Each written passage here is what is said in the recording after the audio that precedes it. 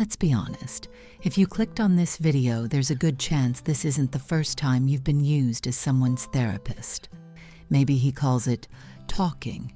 Maybe she says, "You're just so good at listening." But when they cry in your arms for the 10th time, dump their trauma in your lap like a trash bag, and never once ask how you're doing, that's not intimacy. That's labor. Unpaid emotional labor. If you feel something similar, you're not alone. According to a Stanford University article, 38% of women are opting out of dating and new relationships because they're tired of doing all the emotional work and getting nothing in return. They're not cold, they're not broken, they're just exhausted. And it's not just in relationships, in friendships too. You're always the safe one, the wise one, the one who holds everyone's breakdown. But where the hell is your space to fall apart? In this video, we'll break down the 4 types of people who seek free therapy under the disguise of love or friendship. Why some of us always say yes to this role, and what it says about our wounds. And most importantly, the truth no one wants to say out loud. If you're always holding others up, it means no one is holding you. You are not living your life. You are surviving other people's pain. And if I asked you at 3 a.m., in your kitchen, face bare, walls down, have you ever actually lived your own life? You might cry, and maybe that's where your real story begins. So let's just say it how it is. If you clicked on this video, there's a good chance you already know that something's off, that someone in your life has been calling it love or friendship. But what they really wanted was a therapist they don't have to pay. And let's be honest, that therapist is you. Always available, always listening, always fixing them. Meanwhile, no one ever stops to ask how you feel. Now let's break it down. Because there are 4 types of people who always seem to attract someone like you. Someone kind, self-aware, emotionally intelligent, and secretly exhausted from holding everyone else together. If any of these sound familiar, it's not just a pattern, it's a cycle, and it will destroy your inner life if you don't break it. Type 1, the endless victim. This is the person who's always drowning, but never learns how to swim. Something's always wrong. Their ex was toxic. Their boss is cruel. Their parents ruined them. The world just doesn't get them. And somehow, they always show up at your door, crying, texting at 2 a.m., spiraling, saying things like, "I just don't know what's wrong with me." You're the only one who understands. If I didn't have you, I'd probably be gone. They don't want healing. They want an audience, and you became the emotional stage they collapse on every week. Type 2, the self-obsessed oversharer. This one confuses trauma dumping with intimacy.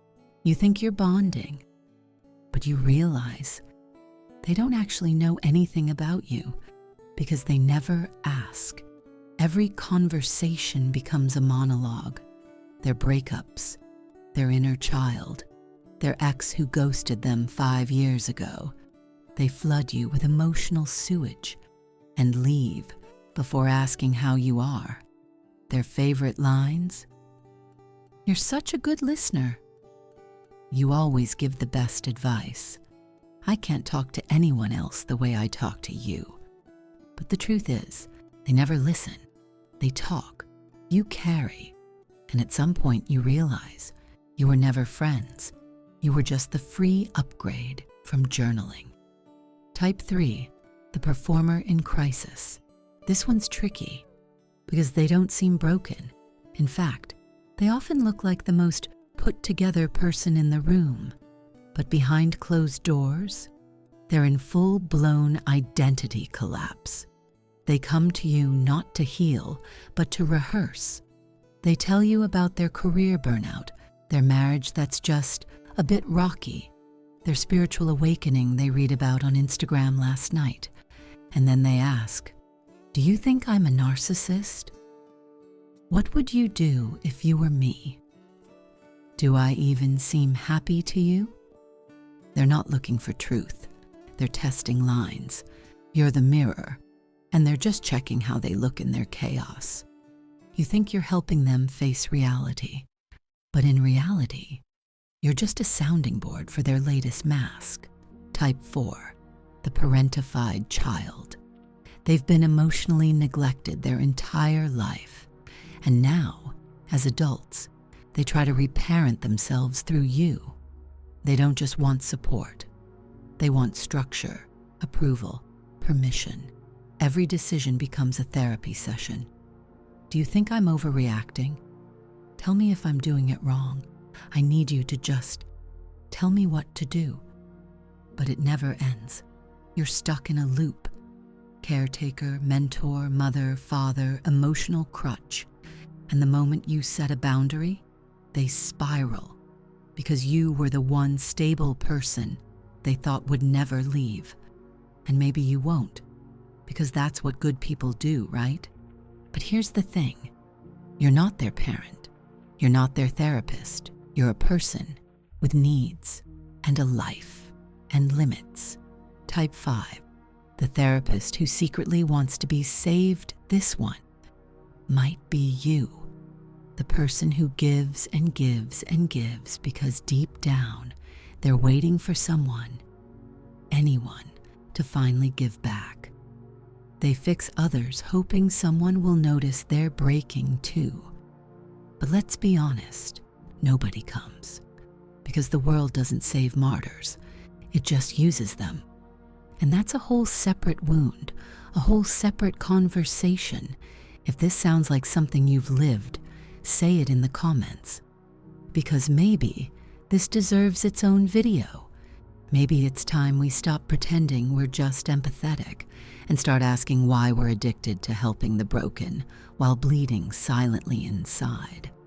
So what is the price of being their free therapist? They never asked how your day went, but you sat there, hour after hour, fixing theirs. They dumped their traumas into your lap like dirty laundry, and you folded it, silently, lovingly, repeatedly, until something inside you stopped breathing. You're not burnt out because you care too much. You're burnt out because nobody cared back. That's the truth, and it's time you said it out loud, because what looks like kindness on the surface is often just exhaustion in disguise. You weren't helping. You were disappearing. You weren't supporting. You were decaying. And your body, it remembers. Your cortisol spikes, constantly on alert. Your dopamine, gone. Nothing feels good anymore. Not music, not food, not touch. Because your reward system rewired itself to pain, to chaos, to drama. You got addicted to fixing broken people because it felt like purpose. But purpose without reciprocity is slavery. And the worst part? You start to believe this is what you're meant for, that your only value is being the strong one, the therapist, the one who understands. But you weren't born to be their emotional garbage can. You weren't born to absorb pain like a sponge. You were born to live, to laugh, to scream, to fuck, to create, to be seen, not needed, seen. And let's talk about what this role really costs you. It kills your chances at a real partnership. Because when you're their therapist, you're not their lover. You're not equal. You're mom. You're the priest. You're the nurse. No one wants to sleep with their nurse. No one wants to build a life with their therapist. You killed polarity with your kindness. You thought holding space would make him love you, but he just took up space, and the balance of value, gone. And without balance, there is no growth, no desire, no tension, no respect.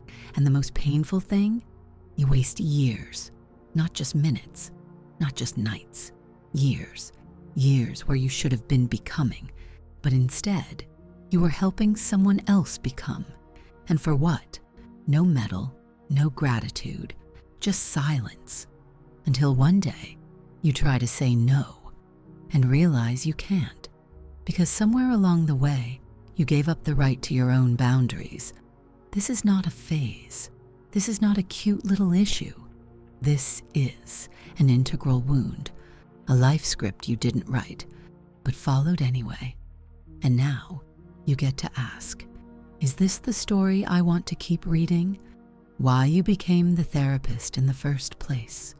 Sometimes the answer is so simple it hurts. Some people just never tried another way. I've seen this more times than I can count. A woman tells me, they never gave back. They never showed up for me. And I ask her, did you ever ask? She pauses, silence. Then she whispers, no. Not because she didn't want to, but because she was taught to love quietly, to care in silence, to help without being a burden. So she became the therapist, by default, by survival, by a script she never wrote, but memorized like a prayer. And when I told her, next time, ask, she did. And for the first time in her life, she got something back. It wasn't a miracle. It was just an honest request, and it changed everything. But of course, not everyone's story is that clean. Some of us are driven by fear.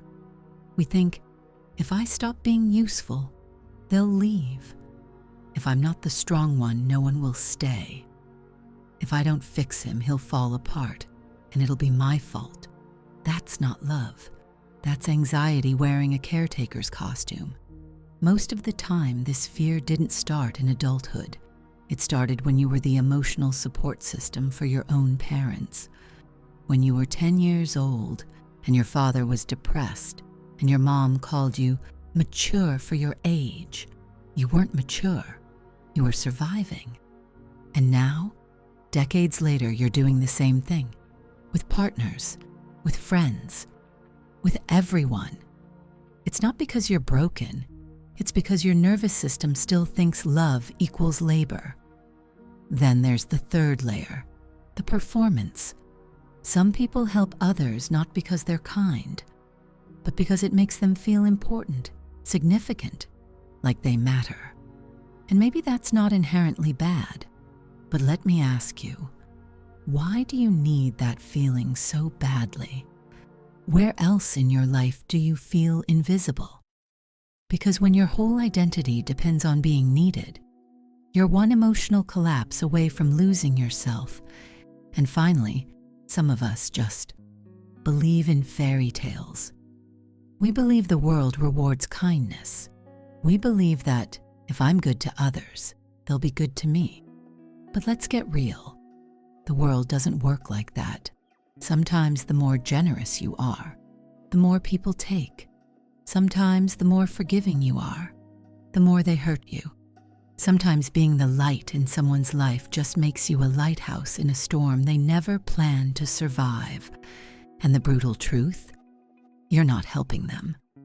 You're enabling them, delaying their growth, shielding them from consequences that were never yours to carry. And what about you? You've spent years being the wise one, the strong one, the one who listens, and now you're tired. I'm so tired of being the strong one, the wise one, the one who listens. I want someone to look at me and see me, not need me, just see me. That's not weakness. That's your soul remembering it exists. Carl Jung once wrote, "People will do anything, no matter how absurd, to avoid facing their own soul. But what if the absurd thing was saving everyone but yourself?" Let me tell you something personal before we end. I used to be the good girl, the one who always tried to make things easier for others. I'd drive out of my way just so someone else wouldn't be uncomfortable. I'd pick up the phone when I didn't want to talk, because they were calling, and I felt I owed them my time. I really believed that if I treated people well, They'd treat me the same. I thought kindness equals reciprocity. What a fool I was for nearly 30 years. And then I snapped. Not in rage, not in drama. I just started acting differently. I started stating my needs. I set boundaries. I told some people exactly what I needed from them. And guess what? They vanished. Because they didn't want a partner. They wanted free emotional labor. They wanted a therapist they didn't have to pay. They wanted a soft, obedient little girl who asked for nothing. And looking back now, I'm grateful. They're gone. I'm glad I lost that dead weight. I'm glad I outgrew that phase of my life. But I'm also angry at myself, at how long I stayed quiet, at how many years I gave to people who never saw me, only used me. And I'll tell you this, the moment I became strict, the moment I stopped being available 24/7, the right people came. People who respected my time. People who valued one word from me more than the dozens of favors others took for granted. You want to know your real value? It's not in how much you give. It's in how little you tolerate being taken from. It's like water. In the supermarket, it costs 50 cents. At the airport, $10. But in the desert, a man would trade his Rolex for one sip. So you have to ask yourself, are you going to be tap water in a plastic bottle? Or are you going to be the oasis someone would walk for miles to find? Because life doesn't reward kindness blindly. Life rewards clarity, power, value, boundaries. And at the core of it all, is this one truth I live by now? You are not born because you care too much. You are born because nobody cared back. That's why we become the therapist. Not because we're saints, but because no one ever taught us how to receive.